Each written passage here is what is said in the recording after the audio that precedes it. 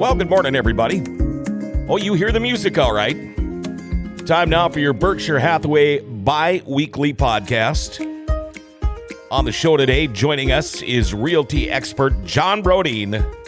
How you doing today, man? Hey, I'm good. How about you? Good. Did you get your vote in and all that fun stuff? I did. I went last Friday. Yeah. It was like 10 minutes. It was so easy. Yeah. I was surprised. Do you think we're ever going to find out who eventually wins this thing? Man, I sure hope so. I stayed up really late last night Yeah. because they kept kind of teasing it like they were going to know. And Carolyn, my wife, stayed up until like 3 a.m. I couldn't stay up that long, but No, I tried to, and it sounds like we're not going to find out till maybe tomorrow. yeah. Well, which would be nice, but Crazy times. Also, before we get into talking business here, you got a big tournament coming up this weekend. Oh, yeah.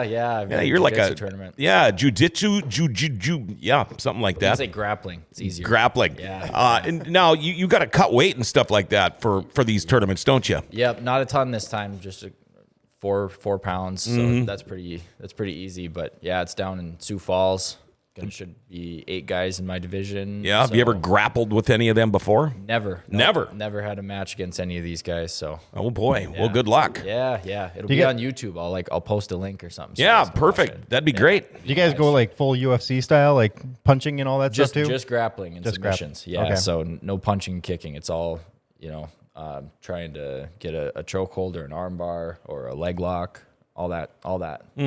Well, in your defense, you don't look like you've been punched in the face a whole bunch. No, it's not a good look to show up to a listing appointment with a black eye. It's happened just Look from like Rocky. grappling before, but it always happens at the worst times too. Oh, I I'm telling suppose.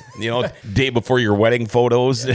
I trained all the way up to my wedding, and I didn't get any marks on my face, so Carolyn was happy about that. Yeah. Oh, nice. There's always makeup. I could pull something off. There's only so much photoshopping you can do or touching up a picture.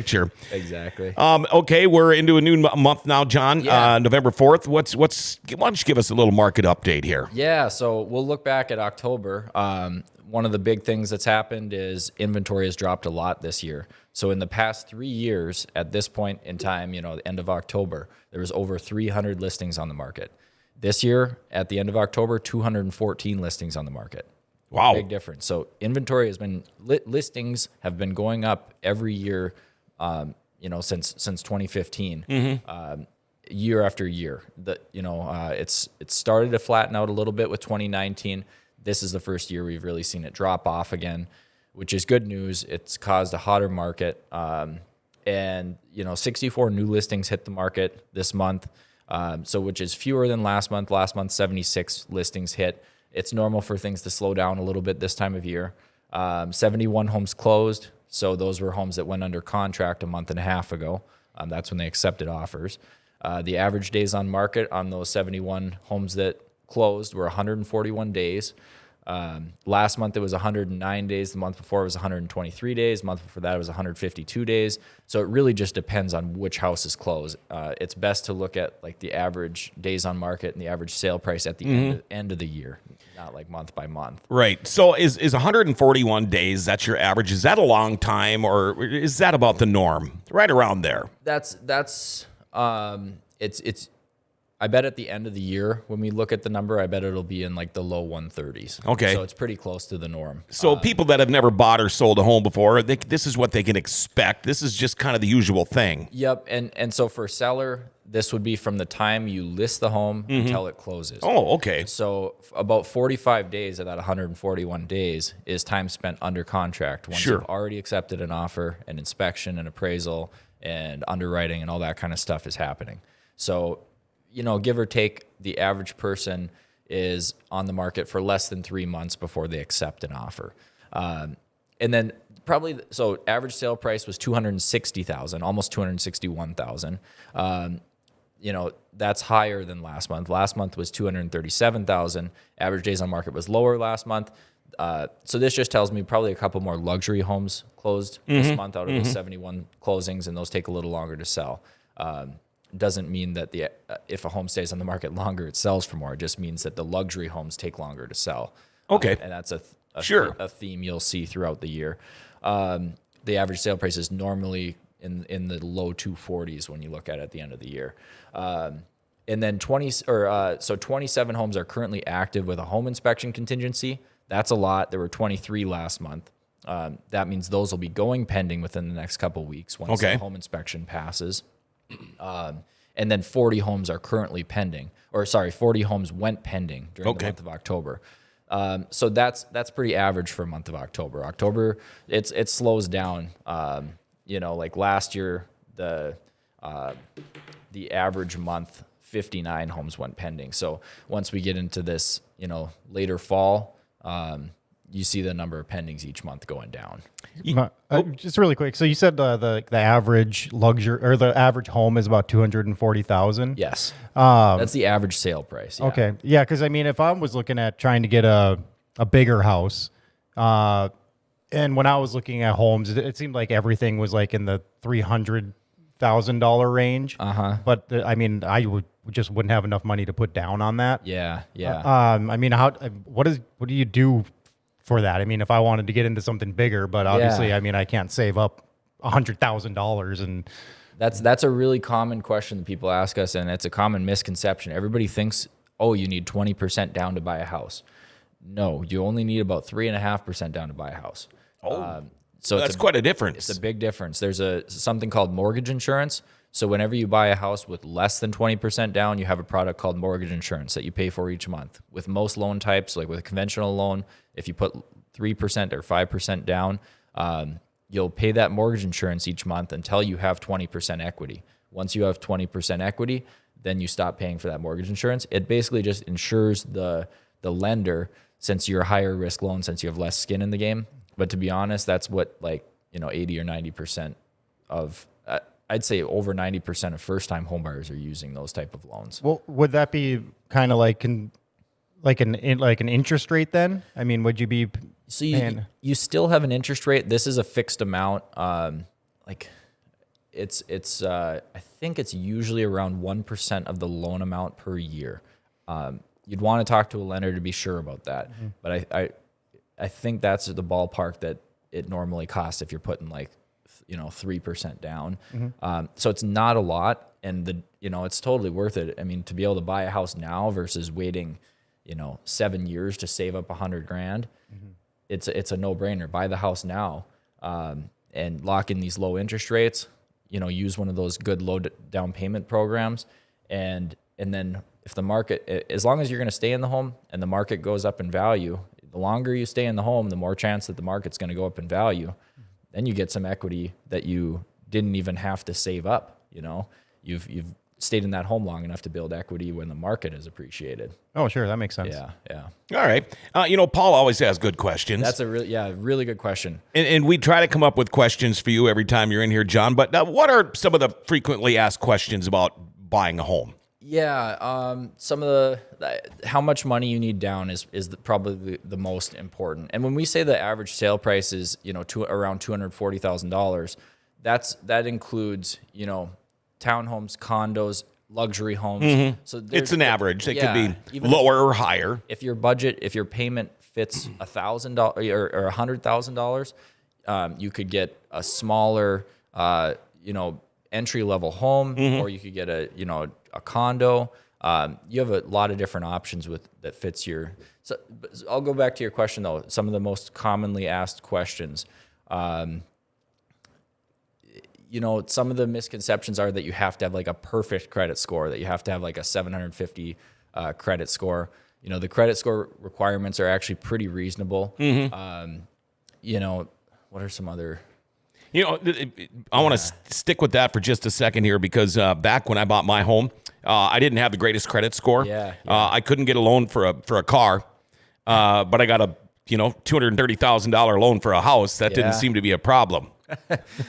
Now I think if you couldn't get a car loan, they probably wouldn't give you a house loan. I'll say that. Yeah. But with I believe FHA is 680 for the credit score limit. Mm-hmm. And one of the I know lenders in town who will sit down with you and coach you. Let's say you're and you'd want to talk to a lender to know the exact credit score mm-hmm. That you have to hit in order to qualify. But if you're at 650 and you have to be up to 680, I know lenders in town that will sit down with a person and say, you need to, if you pay off this credit card And if you lower this balance to this amount, it should take maybe 3 months for you to get to 680 where you need to be. So do those things, come back to me in 6 months or 3 months, and we'll run it again and see if we can pre-approve you. Some of them even have like credit score simulators that say, hey, if I, I've been putting my money towards this each month, but instead, if I pay this down, how long will it take for me to get to where I need to be?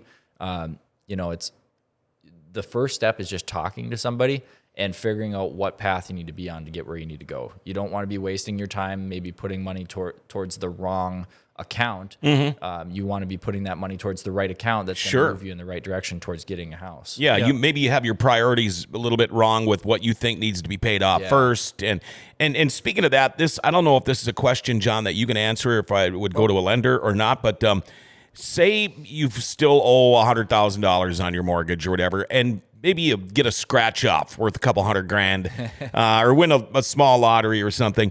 Would it be feasible to pay off your mortgage and just get it done with, or is that not a good thing? That's another really good question, and it's going to kind of depend. I hate to say it depends, but it's going to depend on your risk tolerance. It's going to depend on your goals, what stage you're at in life. So the safest option is going to be to pay off your house and have that equity in your house. Yep.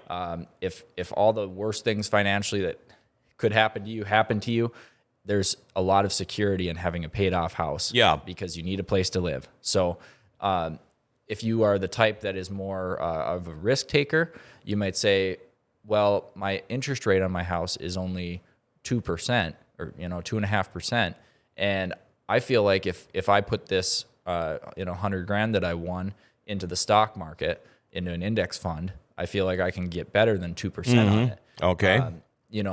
But then of course that could go the other direction. Sure. And you could lose, and then you still don't have a paid off house. Yep. So it depends on how much you value security versus how much you're willing to take risk and in hopes for a bigger return. Yeah, because that kind of goes back. So even what we were just talking about prior to that a little bit with the credit score. Yes. And exactly what you're talking about. So my wife works at a bank, and they had a program where you could get a really, really low interest rate to get a home. Yes. Yep. But you had to get approved for a super high interest rate. Oh, so when we went in there, even though the credit score was good, they look at kind of like your debt to income. Yeah. So you basically have to have no payments on anything. So like your car payments, all that kind of stuff, that would disqualify you for it because you have that debt already in there. Yeah. So exactly what you're talking about, if you put that money into like an investment as opposed to paying off the house, well, now you just have another debt to income that can go against you. Yeah. That's because then you still have that house payment on your debt to income. I see what you're saying, and it sounds like since they're giving a really good rate, they want only the safest loans. So somebody who can afford a $500,000 house but is only buying a $250,000 house, that's the safest loan to a bank. Somebody who makes plenty of money, doesn't have hardly any debt, and is living way below their means, but that's that's not realistic for the average guy out there. So,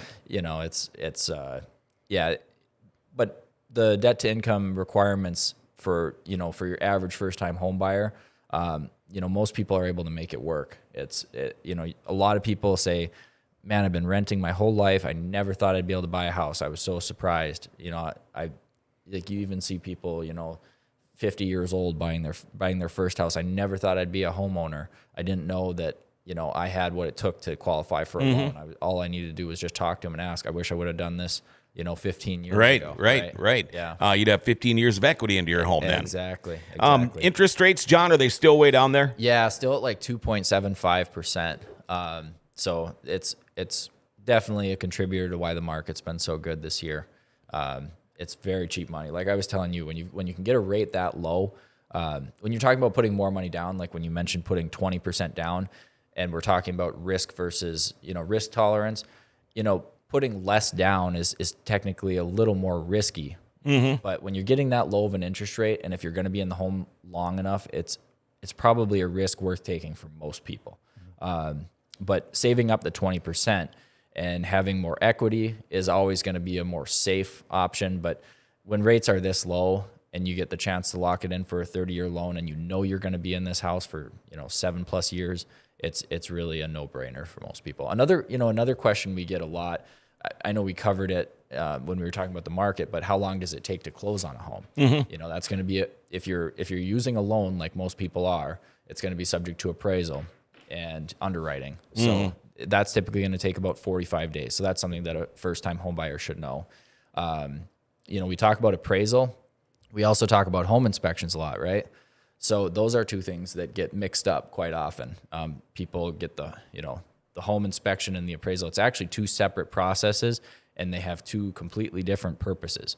The inspection is something that is going to happen right away once you get the house under contract. It's the first thing that you set up, and you as the buyer actually hire the home inspector. You choose them, and anything that you discover in that home inspection, it's completely up to you what to do with. You're not going to be forced to make any repairs. It's just for your knowledge and your peace of mind. Okay. The appraisal, the appraiser is actually hired by the bank. This is going to happen about 3 weeks after the house goes under contract and you get your offer accepted. The appraiser's job is, if it's a government loan like a VA loan or a USDA loan or an FHA loan, they have to make sure there's no safety hazards that those loans prohibit. Some examples: chipped and peeling paint, certain number of steps without hand railing, a roof that needs to be replaced 2 years ago. Yeah. Those sort of things. So they do take a look at the condition of the property as well.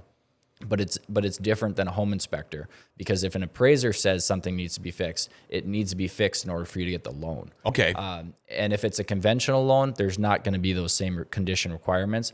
So in either case, the appraiser's first job is to find what they think the value of the home is. Then their second job, if it's a government loan, is to make sure that it meets the condition requirements. So two completely separate purposes, completely separate professionals, different people that do each one. One of them you hire, one of them the bank hires, one of them you have complete control over, one of them you don't have to do. With most loan types, you are required to get an appraisal done, and you don't have control over who picks it. The bank sends it to an assignment company who picks the appraiser. And if your appraiser were to say the house is worth less than what you've agreed to buy it for, that means the bank's not going to lend what you agreed to buy it for. They're going to lend based on what the appraiser said it's worth. Okay. So it's kind of like an added safety measure to make sure you don't overpay for a house, and that the bank doesn't have a bigger loan out for the house than what it's actually worth. Okay. Now, I believe it was a couple of weeks ago you mentioned if you're thinking about buying or selling a house, you should probably get a hold of a realty expert a couple of months in advance. Yes. Yep. The most organized, the most prepared buyers and sellers seem to have the best experience and get the best results, make the smartest purchases, have the least surprises, have the least amount of emotional roller coaster. So if you want to be like a prepared buyer and who's ready for everything and is going to have a good experience, it's definitely in your best interest. Get a hold of us early, start making plans. We can put you in touch with the right lender if you're a home buyer. We can start coaching you on what stuff you need to do to make sure your home is going to show and sell as best as it possibly can if you're a home seller. The earlier you get in touch with us, the more value you get out of our service for sure. Yeah, because you never know when you might run into one of these little snags or little delays or anything. But if you're on top of it, choosing a realty expert like you, John, that tends to not be as much. Exactly. Now, really quick too, because I just noticed I still had Ben's information up here from the last time he was on. Okay. What was your telephone number? 701-213-5428. Thanks, Paul, for letting me plug my telephone number again. It's my cell phone, it's my cell phone number, so they can text me or call me on this number, 701-213-5428. And that was, by the way, going to be my next question. How do we get a hold of realty expert John Brodeen? There you go. There we go. All right, Ben's off there. Well, you got a little plug there, Ben. So, yeah. You're welcome, Ben. If they want to get a hold of me, if they're thinking about moving and selling their home that they're in and buying a new home in the spring, when you're selling and you're buying, it's an even more complicated process. So the earlier you can get in touch with me to start learning what you need to know, the better. The less stressed out you'll be. I promise. Perfect. You going to come back again on Friday? I'll be back. All right. Man, I love talking to you, John Brodeen. You know what's going on here, that's for sure. There you go, your realty expert, John Brodeen from Berkshire Hathaway. Love having John in the studio, and he'll be back again Friday. So there you go. the first of your 2 Berkshire Hathaway bi-weekly podcasts here on GFBS.